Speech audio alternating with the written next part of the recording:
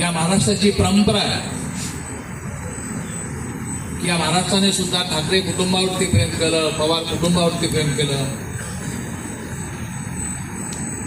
आणि मला आठवतं की या महाराष्ट्राने मुंढे कुटुंबावर सुद्धा तेवढंच प्रेम केलं.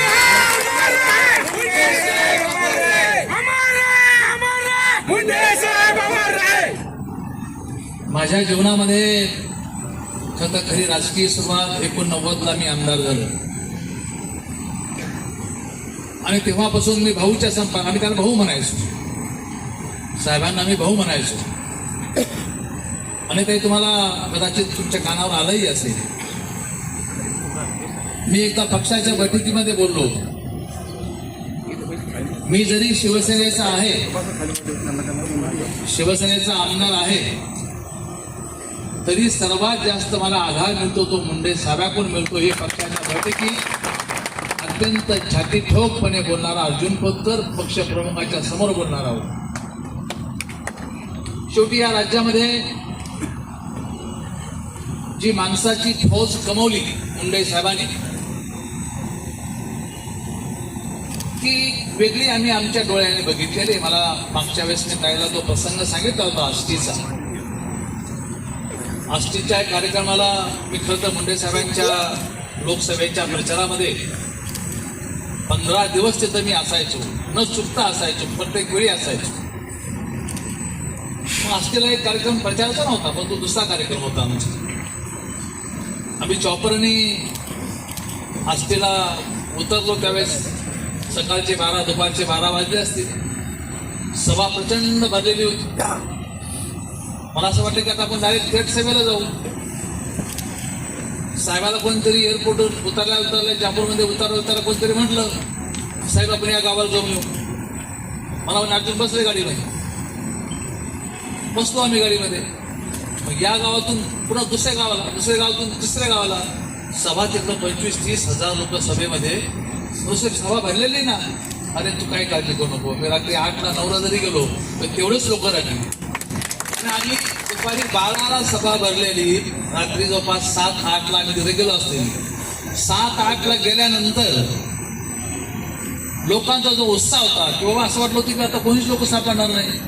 पण लोकांनी पटके फेकणं सुरू केलं, लोकांनी टोप्या फेकणं सुरू केलं, शिट्ट्या वाजवणं सुरू केलं. अर्थात हे सांगायचं तात्पर्य हे की मुंडे कुटुंबाच्या वाट्याला जे महाराष्ट्रातल्या लोकांचं प्रेम आलं ते आम्ही या डोळा बघितलेला आहे. मुंडे साहेबांवरचं प्रेम, मुंडे साहेबांच्या संदर्भातला आत्मीयता हा निश्चित आम्ही तर जोडल्या गेलो होतो तुमच्याशी, आम्ही जोडल्या गेलो आहेच तुमच्याशी. पण त्या आठवणी मला काढायच्या नाहीत. साहेब गेल्याच्या आठवणी अजूनही मन भरून येतं.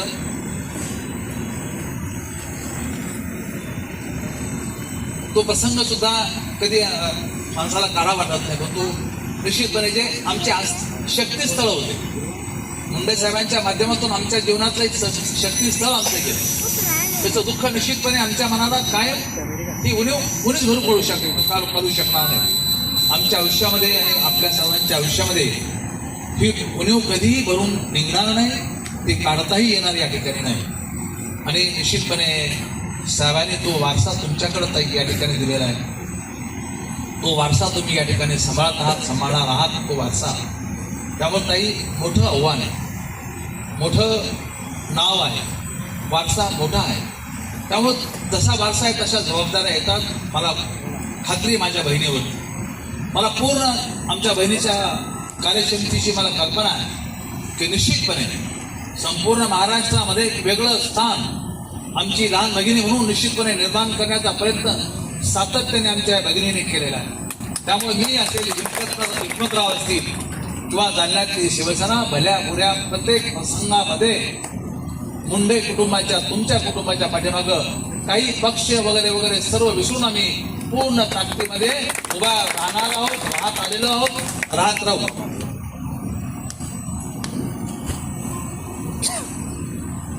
तो राहत आलेला मी पाठीमागं निश्चितपणे राहणार सुद्धा या ठिकाणी. त्यामुळे आज आमच्या परिवारामध्ये आपलं स्वागत करत असताना निश्चितपणे मी आपलं मनापासून या ठिकाणी स्वागत करतो. भाऊसाहेब तसा माझा खूप जवळचा ताकदीचा या ठिकाणी आता गणेश पण येत आहे. ताई तुम्ही गणेशला काही काम नंतर देऊन जा, हा तिकडं काम करतो अजूनही उभाटामध्ये. गणेश एकदा दरवाजे बंद झाले म्हणून तुला आतमध्ये येता येणार नाही. मी आता काय एकदा दरवाजे बंद झाल्यानंतर गणेश आता येणार आणि तुला भाऊसाहेब बोलला बरं तिकडे घेऊन जा म्हणून. त्यामुळे आता बघ नानाची पाडून घेऊन टाकतील मी, काय चिंता करू नको.